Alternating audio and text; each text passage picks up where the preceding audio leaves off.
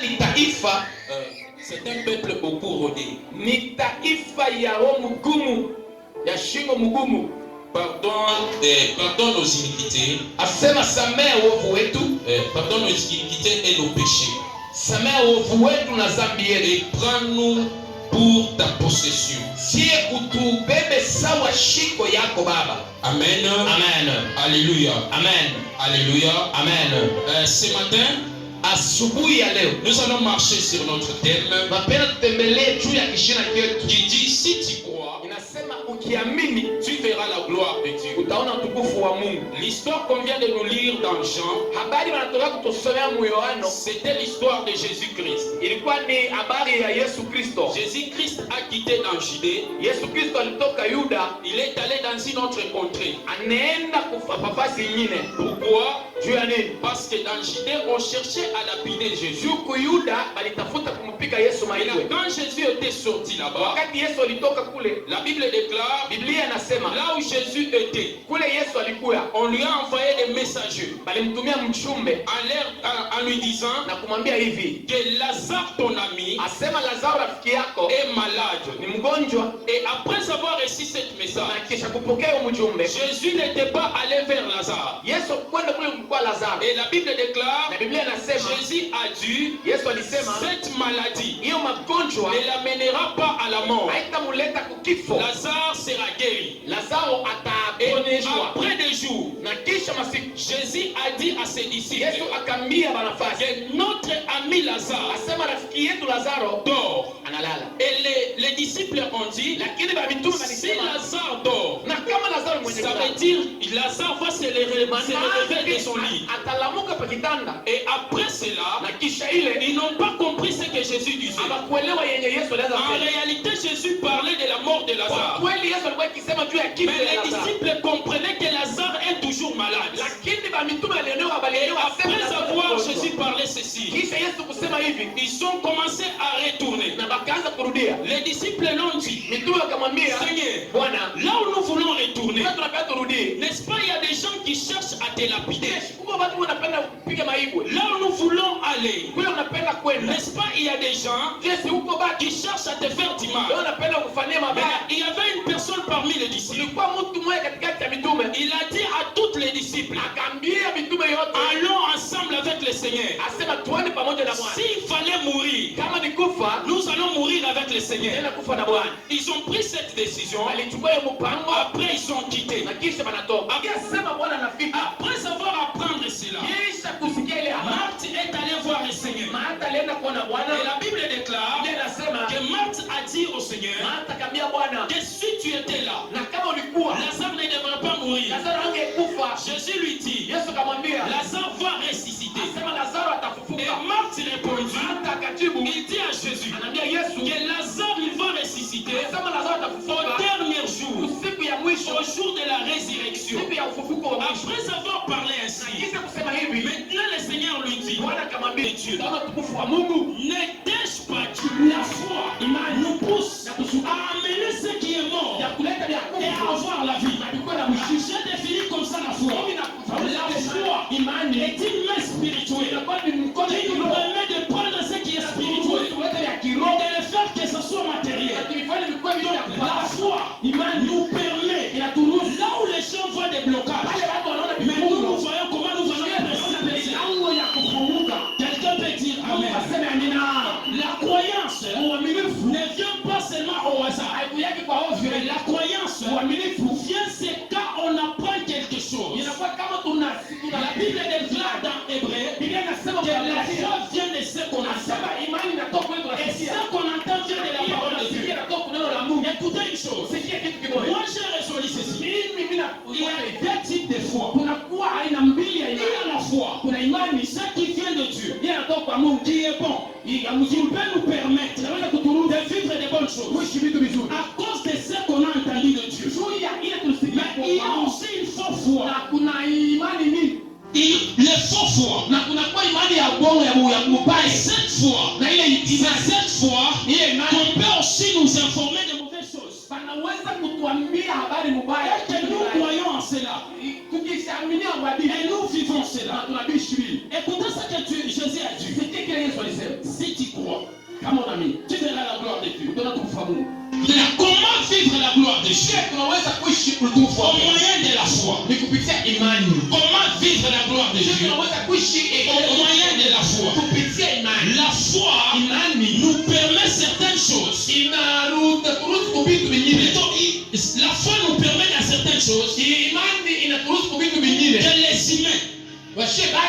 que les humains, dans leur nature et dans leur conscience, ne peuvent pas le faire.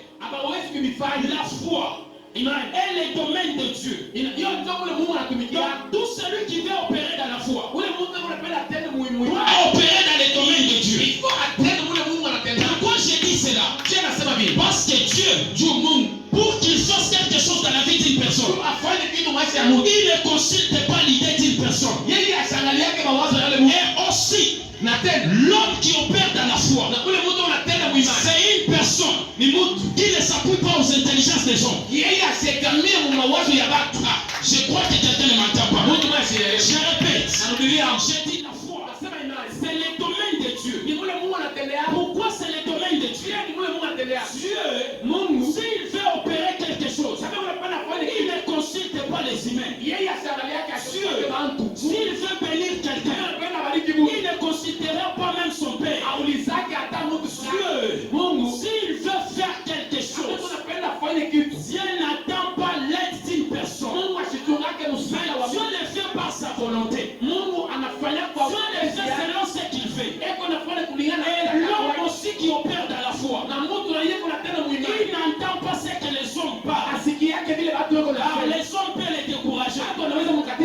C'est pourquoi Marthe a dit à Jésus, je crois que Lazare va ressusciter au temps de la fin. Mais maintenant ici, Lazare ne peut pas ressusciter. Mais Jésus parlait de la résurrection de Lazare. Ce n'était pas la résurrection du dernier temps, mais c'était la résurrection qui était maintenant. C'est pourquoi un homme de la foi, c'est un homme qui ne s'appuie pas aux idées des hommes. C'est un homme qui s'appuie à Dieu. Celui qui opère dans la foi, il ne peut pas regarder ce que son père lui dit. Celui qui opère dans la foi, écoutez ce qu'Élie a fait. Élie, dans Israël, il y avait des prophètes, il y avait des rois, il y avait toute personne, il y avait même des sacrificateurs. Mais quand Élie est venu devant Akab, Élie n'a pas consulté les idées des autres pour qu'Élie puisse fermer la pluie. Élie est venu, il a dit à Akab, si je suis le serviteur du Seigneur, il n'y aura pluie ni rosée, sinon à ma parole.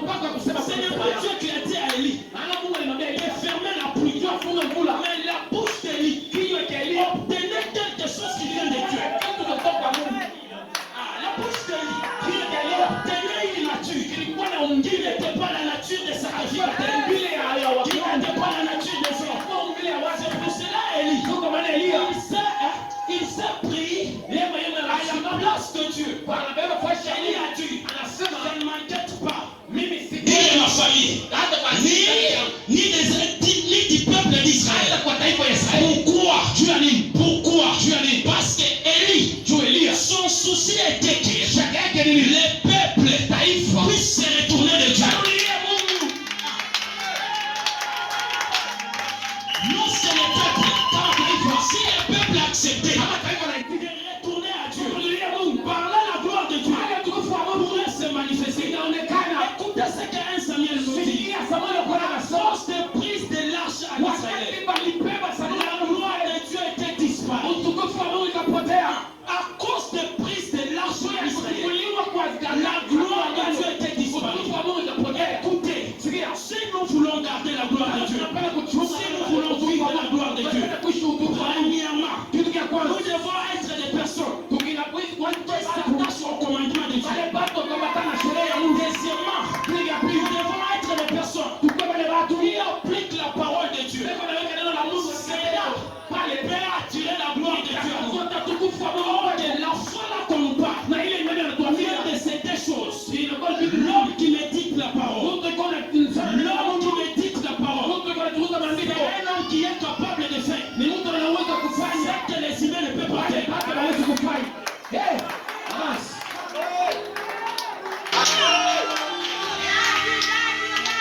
L'homme qui médite la parole. Mungu anasoma neno la Mungu.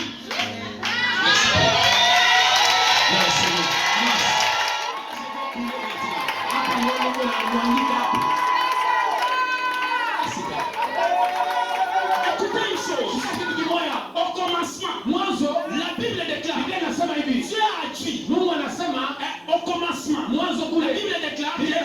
C'était la parole. Et la parole était avec Dieu. Et la parole était Dieu. Toutes les choses ont été créées par la parole. Une chose qui me fait du bien.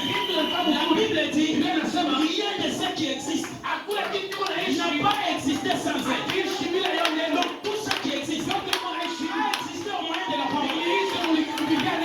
La foi, marche avec la parole. L'homme de la foi, crée des choses qui n'est pas là. L'homme de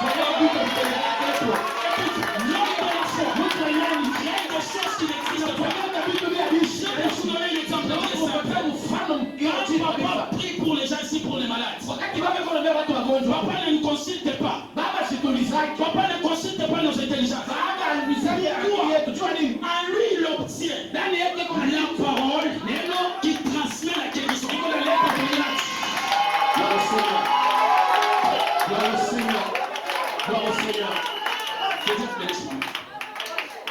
Je dis encore, l'homme de la foi, c'est un bouche autorisé de Dieu.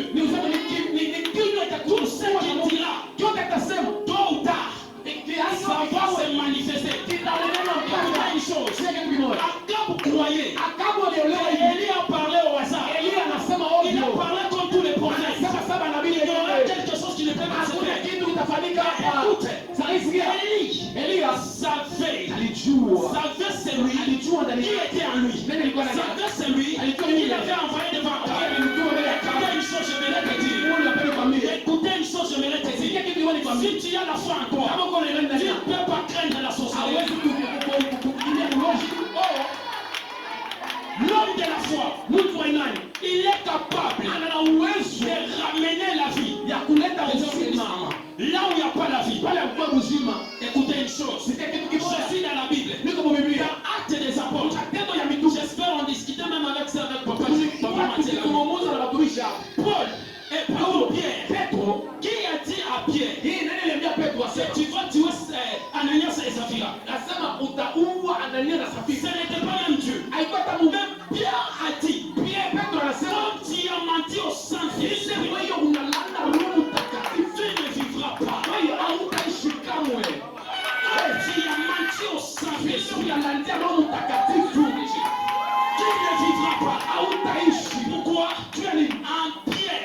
La Bible dit, je vous ai donné le pouvoir. Tout ce que vous lirez sur sera lié dans les cieux. C'est-à-dire, la vie. La Bible est claire. La Bible dit ceci. La vie et la mort qui sont au pouvoir de nous. C'est-à-dire, ces jours-là, Marthe ici, il avait la conception. C'est que Christ part. Marthe devait vivre la gloire de Dieu depuis longtemps. Il avait la nature des hommes. C'est pour cela Marthe avait échoué de voir cette gloire. Et à cause de la miséricorde de Christ, il a parvenu de manifester cette gloire. Et c'était une personne.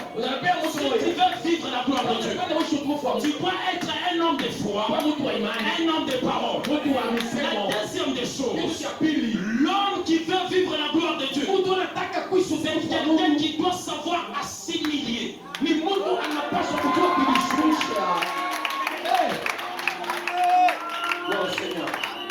Celui qui veut vivre la gloire de Dieu, ou celui qui veut être élevé, doit être quelqu'un qui est humble. La Bible déclare dans Philippiens, le chapitre 2, le verset 8. Il s'est humilié. Jusqu'à la croix. Jusqu'à la mort de la croix. L'humilité permet que Dieu puisse manifester la gloire dans notre vie. Celui qui s'humilie devant Dieu et devant les hommes, c'est un homme qui va vivre la gloire de Dieu.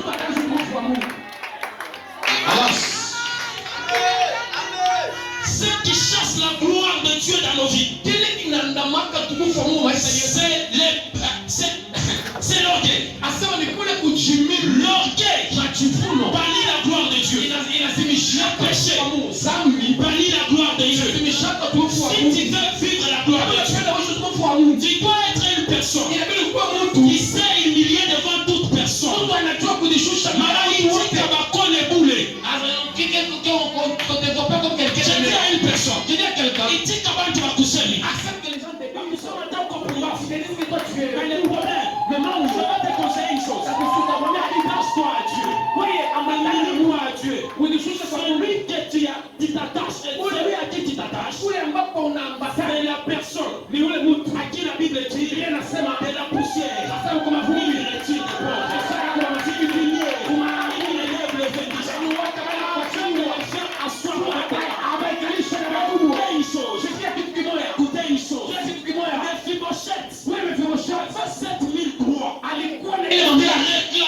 La richesse de son père.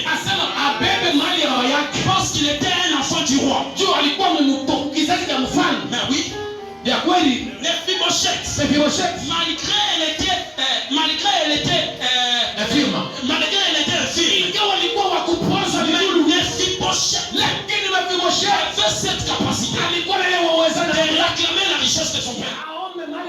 Mephibosheth a imposé la loi. Mephibosheth n'a pas refusé cette loi. Mephibosheth s'est révolté, s'est humilié dans son humilité. Dieu l'a visité. Dire à une personne devant les gens, même si tu entends qu'on te dit, humilie-toi.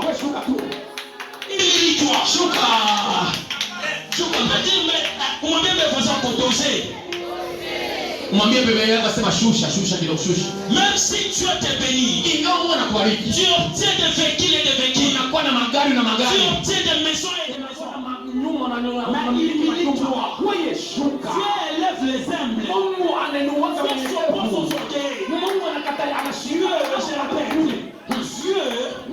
élève les humbles. Mais Dieu s'oppose aux orgueils. Celui qui a commencé l'orgueil, ce n'était pas même nous les humains. Celui qui a commencé l'orgueil, c'était le diable. Celui qui a commencé la rébellion, ce n'était pas même nous les humains. Celui qui a commencé la rébellion, c'était le diable. À cause de son orgueil, il a commencé à s'égarer, il commence à se comparer avec Dieu. Moi aussi je suis capable. Les anges aussi peuvent m'adorer. Écoutez, dans son orgueil, Dieu l'a précipité. Oui. Dans son orgueil, Dieu l'a précipité sur la terre. J'aimerais dire à une personne, attends que Dieu puisse t'amener là où il t'amène. Même si on t'a déjà prophétisé que tu auras des millions et des millions, humilie-toi. Écoute une chose. La personne qui devait être orgueilleuse sur la terre, la personne qui devait être orgueilleuse sur la terre est dans les cieux. C'était Jésus-Christ. Alors, la personne, je répète, qui devait être orgueilleuse en commençant dans les cieux et sur la terre, c'était Jésus-Christ. Pourquoi toute la gloire lui appartient?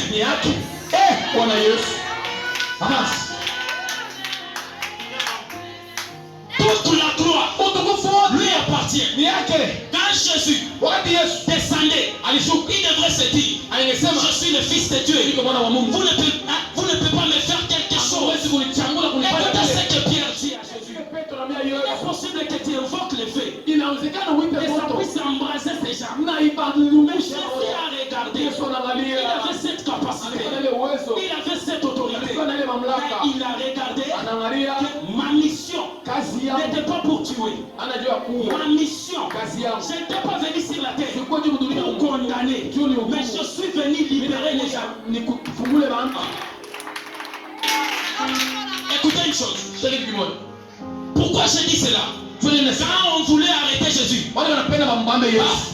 pharisiens, les pharisiens, et d'autres sacrificateurs, ils venaient seulement. qui est Jésus qu'on appelle les Nazariens? Ni Yesu wanaita Mnazari na Yesu anasema mi huyu. les autres disent Wale tu wanasema mi huyu. quand je dis c'est moi, Pop, tout le anaruka chini. monde par terre.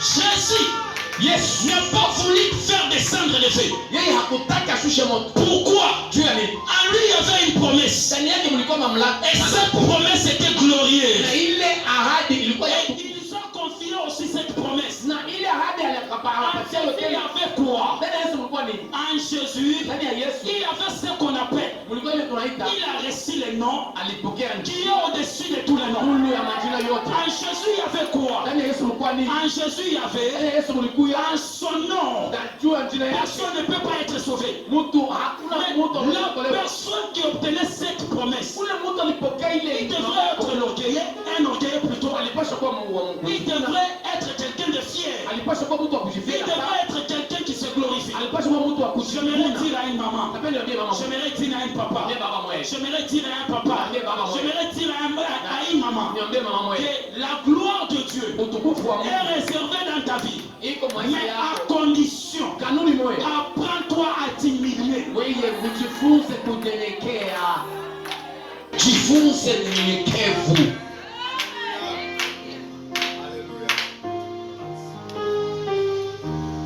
Et la troisième des choses, Na kitu kia tatu. la gloire de Dieu est manifestée Utukufu wa Mungu inaonekana dans la vie des personnes mu maisha ya watu. qui demeurent longtemps dans la présence de Dieu. Beko na kawa sana mwepo wa Mungu. Alléluia. Amen. La gloire de Dieu Utukufu wa Mungu est manifestée inaonekana aux personnes wale watu qui demeurent longtemps weko na isi dans maisha la présence de Dieu. muwepo wa Mungu. Je suis dans Exode 33, Niko kutoka makumi tatu na le tatu. verset 18. Na ile yake ya kumi La na Bible nane. dit, Ile nasema Moïse a monté Musa à alipaa la montagne. kumulima. Là où Moïse était, Kule alikuwa Musa. Moïse n'était pas seulement à la montagne comme ça. Yeye sio kumulia tu hivi. Comme aujourd'hui on voit des gens, Sasa vile tuko il likona n'a watu. pas quoi faire. Hana ya Il kufanya. part à la montagne. Anaenda kumulima. Il n'a pas quoi faire. Hana ya kufanya. Il part contempler des pierres à la montagne. Angalia milima Mais hiyo Moïse, kumulima. quand allait à la montagne, Wakati Musa anaenda Moïse kumulima. entrait dans la présence de Dieu. Musa anaanza kuingia muwepo wa Mungu. Lorsque Moïse était dans la présence de Dieu, Kuwa muwepo wa Mungu. Moïse a dit au Seigneur, Musa anaambia Bwana, oh Seigneur, Bwana, si je trouve grâce à tes yeux, kama mimi napata neema mbele ya macho yako, fais-moi voir ta gloire. onyeshe kwa utukufu wako. En d'autres termes, Msema kwenye celui qui demeure beaucoup dans la présence de Dieu, ule amekalaka muwepo wa Mungu. c'est une personne qui vit des expériences avec Dieu. Ni Mungu eko na isi makubwa ya Mungu. Celui qui demeure dans la présence de Dieu, Ule eko na isi muwepo wa Mungu. c'est une personne qui vit des choses que tout le monde ne peut pas Ni voir. Mungu eko na isi vitu bado wengine hawavionaki. Oui, celui qui demeure dans la présence de Ule Dieu, eko na isi sana muwepo wa Mungu. c'est une personne Ni mtu qui obtient des choses que les humains ne peuvent pas obtenir. eko napokea vitu watu Écoutez, yake hivyo. à chaque fois Moïse montait à la Kila montagne, mara Musa alikuwa akipanda Moïse mlimani. ne retournait pas les Moïse qui étaient montés. Musa hakuanza kurudia Mais Musa à alipanda. chaque fois Moïse montait, Kila mara Musa alikuwa akipanda. Moïse retournait avec une autre face. Eko narudia na uso Dieu ingine. lui a dit, Mungu anamwambia, tu ne peux pas voir ma présence huwezi kuona uso wangu et vivre. na wewe uishi. Demandons-nous, Moïse Musa avait demandé la gloire ou bien avait demandé la présence de Dieu? Tuulizeni kwanza, Musa aliombaka utukufu wa Mungu, alipendaka aone Mungu. Moïse Musa avait demandé de vivre la gloire aliombaka kuishi utukufu wa Mungu, ou de voir la visage de Dieu. aone uso wake Mungu. Écoutez une chose, Sikia kitu kimoja, la gloire, utukufu c'est Dieu lui-même. ni Mungu mwenyewe. Amen. Bien parlé. La gloire, Utukufu c'est Dieu lui-même. ni Mungu mwenyewe. Je suis dans Chronique. Niko mu La Bible déclare maneno nasema qu'après avoir bâti le temple, kisa kujenga hekalu, Salomon a fait des sacrifices. Solomono alifanya Lorsqu'il a posé des sacrifices sur l'autel, aliweka sadaka pa madhabahu. la Bible déclare Biblia inasema que la gloire de Dieu utukufu avait rempli le temple ikajaa hekalu jusqu'à tel point. mpaka mnuka moja. Même le souverain sacrificateur Mkono mkuu a échoué d'entrer dans les sacerdoces. ameshinda kuingia Écoutez mahali une chose, sana. celui qui demeure dans la gloire de Dieu, Mungu anasema utukufu wa Mungu. celui qui demeure dans la présence de Dieu, Mungu anasema uwepo wa Mungu c'est quelqu'un ni mtu mmoja pas fixer les regards. Celui qui demeure dans la présence de Dieu, c'est quelqu'un qui est revêtu de la gloire de Dieu. Or que lorsque Moïse, il était revêtu de la gloire de Dieu, les gens étaient habitués. Quand Moïse descendait, ils regardaient Moïse. Qu'est-ce que Dieu t'a dit? Qu'est-ce que Dieu t'a ordonné? Mais cette fois-ci, quand Moïse avait demandé la gloire de Dieu, écoutez ce qui s'est manifesté. Tout le peuple regardait Moïse. Moïse rayonnait de la gloire de Dieu. Moïse rayonnait de la gloire de Dieu. Jusqu'à tel point, personne ne fixait pas son regard. Regardez Moïse.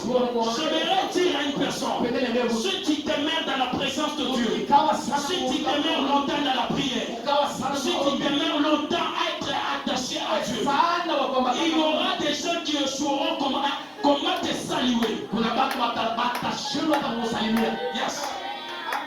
Yes. Écoutez une chose. Celui qui demeure dans la présence de Dieu finit par être Dieu. C'est pourquoi Christ a dit, vous êtes de Dieu sur la terre, mais cependant vous mourrez comme des gens. Comment une personne est différente de Dieu? Comment un humain est différent de Dieu? Parce que Dieu est le créateur. Dieu est le tout-puissant. Dieu, il y a plus de choses qui lui dépassent. Maintenant, les humains, nous avons des limites. Mais Dieu n'a pas de limites. Écoutez une chose. Quand nous prendrons la nature de Dieu à nous, et cette nature, on peut les recevoir rien que dans la présence de Dieu.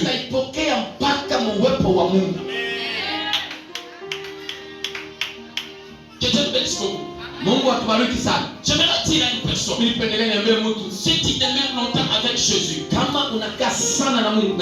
ton Lazare va ressusciter.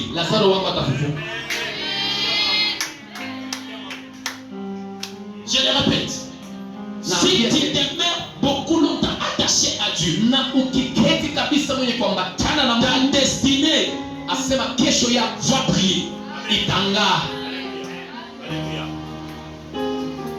Pour Jésus, il ne suffisait pas qu'on l'informe que Lazare est mort. Pour Jésus, il ne suffisait pas qu'on ait dit Lazare est malade.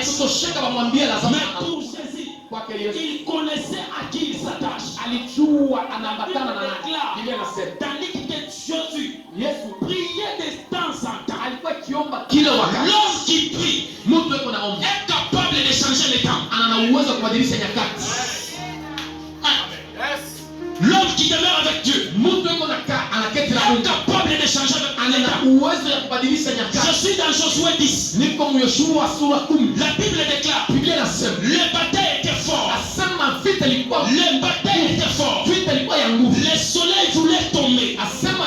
Mais Josué a regardé. Si le soleil se couche, on va nous gagner les combats. Si le soleil se couche, nous serons fatigués. Comme c'est une personne qui obtenait la promesse de Dieu, qui obtenait l'autorité de Dieu, il a dit tout Seigneur que le soleil s'arrête et que la ligne notice suspend sa course.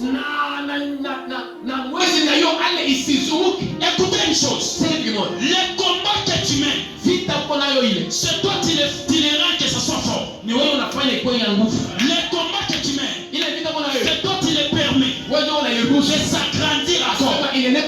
Mais si tu connaissais à qui tu t'attaches, tu diras, attendez, arrêtez-vous ici. Arrêtez-vous ici. Vous ne pouvez pas encore s'approcher. Une chose, ce que Josué a fait était de manifester la gloire de Dieu au camp d'Israël. Après avoir suspendu le soleil et la ligne, la Bible déclare, Dieu a permis que des grêles puissent tomber du ciel et tuer ses ennemis. L'homme qui veut vivre la gloire de Dieu, je termine avec ces points. C'est l'homme qui doit être à l'actualité de Dieu.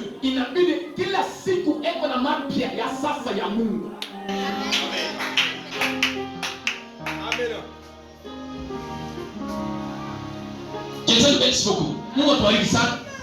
Je le répète encore. L'homme qui veut vivre la gloire de Dieu, c'est un homme qui doit être à l'actualité de Dieu. Comment ça? C'est quelqu'un, avant de faire des choses, il doit consulter Dieu. C'est pourquoi David, malgré ses fautes, malgré ses erreurs, mais David dans toute sa vie, il était un homme qui consultait Dieu. Quand Dieu dit, vas-y, David part. Quand Dieu dit, ne pars pas, David reste. Il y a des gens qui veulent se précipiter dans leur bénédiction sans l'actualité de Dieu. Qu'est-ce que Dieu fait sur toi qui peut te permettre de voir sa gloire? Dieu sait qu'il a voulu sur Lazare. Et ce qu'il disait à Marthe, c'était ce que lui il voulait. Il voulait que Lazare puisse être ressuscité. Il voulait que Lazare puisse quitter dans les tombeaux par les simples paroles. Il dit seulement Lazare sort et Lazare quitte. Écoutez une chose, celui qui vit dans l'actualité de Dieu est capable d'affranchir des miracles. Est capable d'affranchir des miracles. Pourquoi je dis cela? Un jour le roi Ézéchiel, la Bible déclare, le roi de Syrie l'a impressionné beaucoup. Il a parvenu même d'injurier Dieu. Le roi Ézéchiel, il avait cette capacité d'aller combattre les Syriens. Mais écoute une chose qu'il a fait. Il s'est agenouillé. Il a commencé à prier. Il a commencé à prier, à demander Dieu. Et une des choses qu'il a fait, j'ai aimé son attitude. L'attitude qu'il a pris, ce n'était pas l'attitude de n'importe quelle attitude. Il a pris l'attitude d'un adorateur. L'adoration aussi. Et là aussi qui nous permet de voir la gloire de Dieu. Écoutez ce qu'il a dit. Qui est comme toi, ô éternel, le Dieu qui est élevé au-dessus de tous les dieux, les dieux de cette terre se sont levés contre toi, mais ils sont tombés dans la défaillance. Mais regarde ce roi, il est en train d'injurier son nom. Oh Dieu, lève-toi et défends-nous. Écoute, il y a d'autres choses. Il y a d'autres choses pour qu'on voie la gloire de Dieu dans nos problèmes. Il s'agit de plier nos genoux et d'adorer Dieu. Amen. Maman, il y a d'autres choses. Ça ne peut pas quitter dans ta vie par la déclaration. Écoutez ce que Jésus a dit sur la tombe de Lazare. Il a dit, oh Seigneur, je sais que tu m'as toujours exaucé. Devant les hommes, Jésus-Christ a glorifié Dieu. Devant les problèmes de Lazare, Jésus-Christ, il a dit, je te rends grâce parce que tu m'as toujours exaucé. Si tu sais rendre grâce à Dieu, si tu sais adorer Dieu de tout ton cœur, de toute ta force, sache que c'est possible que tu vives la gloire de Dieu. Il y a d'autres maladies qui peuvent quitter dans ton corps. C'est quand tu sais adorer Dieu.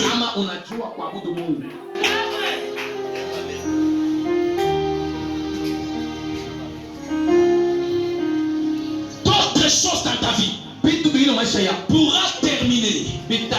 C'est quand tu sais adorer Dieu. Au moment que si tu ne sais pas comment distinguer des choses,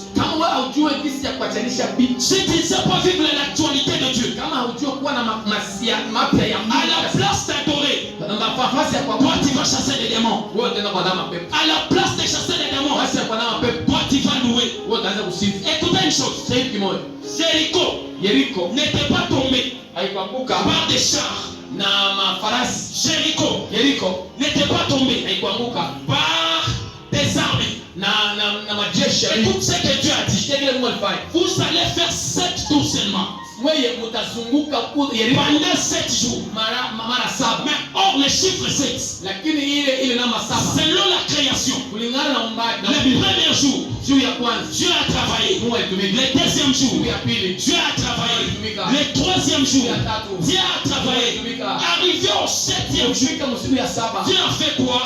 La Bible déclare que Dieu s'est reposé. Maandiko yanasema Mungu alipumzika. Maana yake le 7e jour, siku ya 7 était que Dieu, ilikuwa ni siku ya Mungu, était que Dieu ilikuwa ya Mungu puisse amener le repos. Mungu alete Écoutez une chose, lorsqu'ils ont continué cette fois, wakati walizunguka mara la Bible déclare, ile nasema ils chantaient, ils balima célébraient, walianza ils kusherehekea, poussaient des cris de joie, ils sonnaient des trompettes, ils sonnaient des trompettes. La 7e fois, la Bible déclare que la muraille de Jéricho était fondue. La muraille de Jéricho était tombée.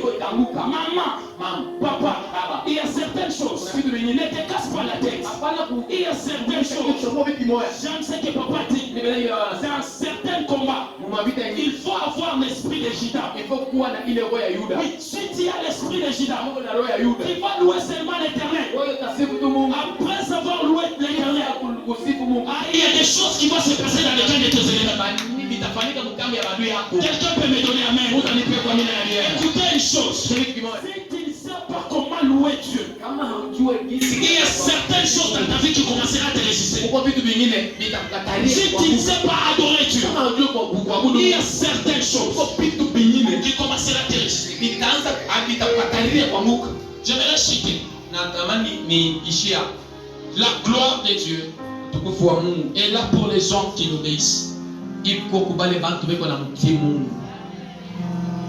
La Bible déclare que l'obéissance vaut mieux que le sacrifice. Asema utifu heri utifu kuliko kukosa utifu. La Bible ne refuse pas de faire des sacrifices. Okay, Biblia haitukataze kutoa sadaka. Mais la Biblia nous dit on doit être obéissant. Inatuambia sema inabidi tukue kwanza batifu. Parce que l'obéissance permet que l'homme itaruhusu mtu puisse voir aussi Dieu. Na yeye aone Mungu.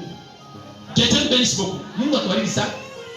L'obéissance permet que l'homme itaruhusu mtu puisse obtenir quelque chose de Dieu. Apokee kitu toka kwa Mungu. L'enfant qui obéit à ses parents, ule mtoto yuko na tiba kazi yake. c'est un enfant que les parents l'aiment.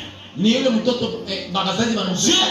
Dieu aime des gens qui sont obéissants. Mungu anapendaka watu batifu. Dieu aime Mungu anapenda les personnes qui obéissent à ce qu'il parle. Beko na tiku vile Mungu anasema. Quand tu obéiras wakati utatii au commandement de Dieu, sheria ya Mungu, dans Deutéronome 28, mwile kumwa si tu obéis à ce que je te prescris, ile mimi nakuandikia leo, par là tu vivras toutes ces bénédictions ici. Utaishi mabaraka hiyo. Mais si tu désobéis, voilà la malédiction qui va te suivre. J'aimerais dire à une personne, sois une personne qui obéit à ce que Dieu te dit.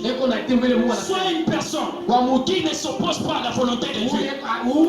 Sois une personne qui suit ce que ton père spirituel te dit.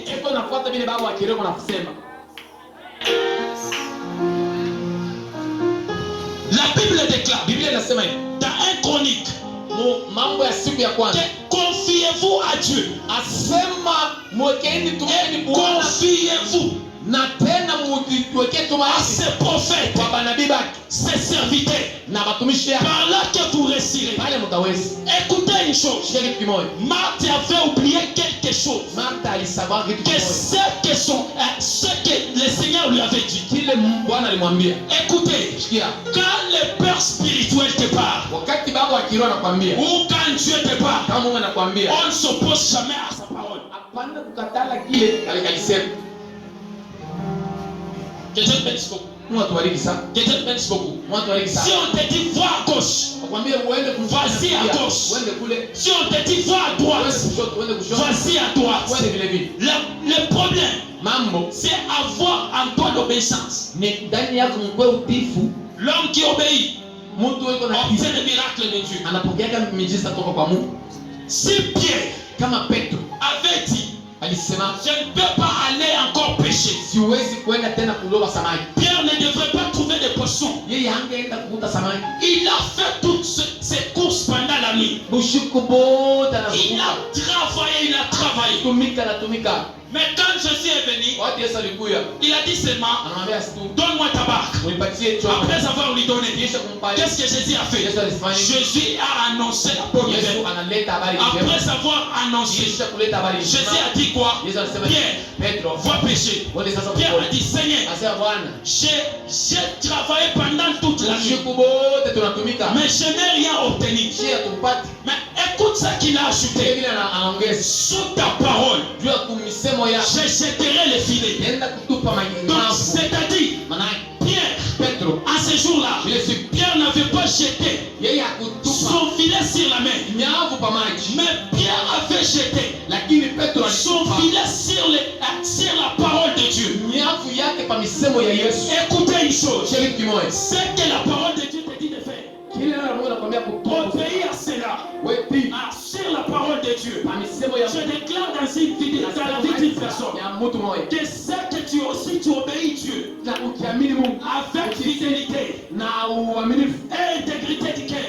na uaminifu, Dieu te donnera tout ce que tu vas chercher. Mungu atakupa kile unatafuta. Ah, Dieu te donnera tout ce que tu Mungu vas chercher. atakupa kile unatafuta. Dans cette année, Juu hii mwaka j'aimerais qu'on soit des personnes ili tuendelee tukibaki qui vont marcher atatembea et non à la vie, ana juu ya kuona mais macho avec la foi. kwa imani. J'aimerais qu'on soit des personnes Tuendelee tukibaki qui doivent marcher atatembea non seulement ana tu les mouvements du pays, kulingana na mais nous hii allons vivre tutenda kuishi selon la foi. kulingana na imani. Nous allons vivre Tutaishi selon la foi. kulingana na imani. Car avec la foi, Na imani la Bible déclare inasema tout est possible yote à inawezekana. celui qui croit. Yule anaamini. Rien n'est impossible Hata kile à celui kisichowezekana qui ne croit, à celui qui croit. kwa yule kwa Si naamini. tu crois aujourd'hui, Ukiamini leo si tu crois aujourd'hui, ukiamini leo et que tu actives la foi, awe kuingia et imani que tu actives la foi, Kitia imani et katika tena. ce que Jésus m'a dit, Kile Yesu je alisema le vivrai. mimi nitakiishi. Écoutez, Shikia. je vais terminer par ceci. Sipendi niseme hivi. Pour vivre aussi l'accomplissement de Dieu dans ta vie, Juu ya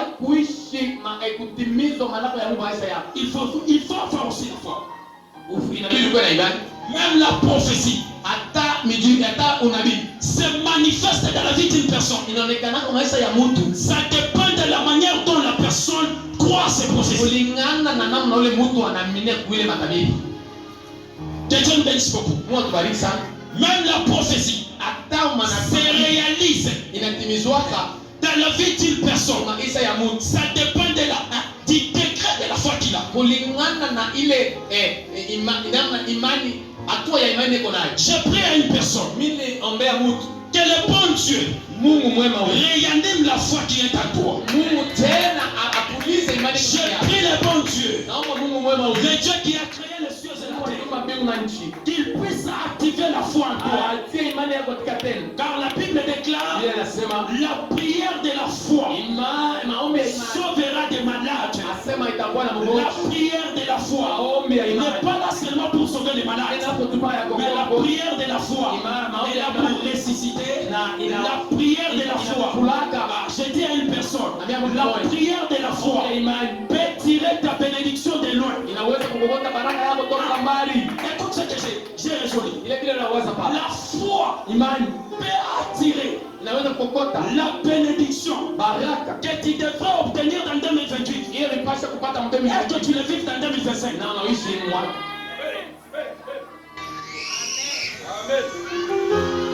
Écoute ce que Jésus dit à ses disciples. Shike Yesu anaambia manabii. Si vous saviez de la foi, Shike kile Mungu Yesu anaambia mitume. comme une petite graine de sévéné, Asema kama uko na imani kidogo sawa mbegu ya radani, vous direz à cette montagne, utaambia hiyo mlima ôte-toi d'ici, toka hapa, jette-toi dans la mer. uende bahari. Écoutez, Sikia, ce qui te tourmente, ile la kuzuia c'est parce que ni juu. le degré de ta foi Hatua ya imani est yako encore bas. iko chini.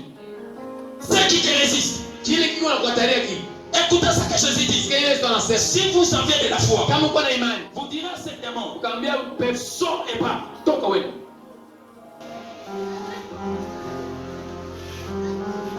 Après un temps, les disciples ont compris qu'il nous faut la foi pour opérer dans les signes naturels. C'est pourquoi la Bible déclare que les disciples sont allés auprès de Jésus. Ils l'ont demandé, Seigneur, augmente-nous la foi. Il y a certaines choses pour opérer dans la foi. Il te faut une dose de la foi. Il te faut une degré de la foi. Si tu as la foi qui est bas, mais je prie aujourd'hui, si c'est ton tête, que Dieu augmente la dimension.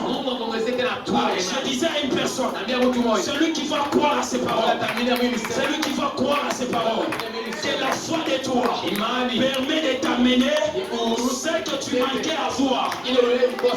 Que la grâce de Dieu puisse augmenter ta foi jusqu'à tel point tu arriveras devant tes ennemis. Tu parles seulement, je ne vais pas vous voir. Et ils obéissent à ta parole. Le mode de foi, c'est un mode de foi. Pour ceux que les hommes croient que ça ne peut pas se faire, mais pour dans le monde de foi, ça peut se faire. Alléluia. Amen. Alléluia. Amen. J'aimerais dire à une personne que Dieu augmente ta foi. Afin que lorsque tu arriveras devant les problèmes, tu diras comme Jésus à la tombe de Lazare, Lazare sort. Et toi aussi, quand tu te rencontreras devant les situations, tu ne déclareras pas de mots, beaucoup de paroles, mais tu parleras seulement. Toi blocage, quitte dans mon chemin. Tu diras toi maladie, quitte dans ma maison.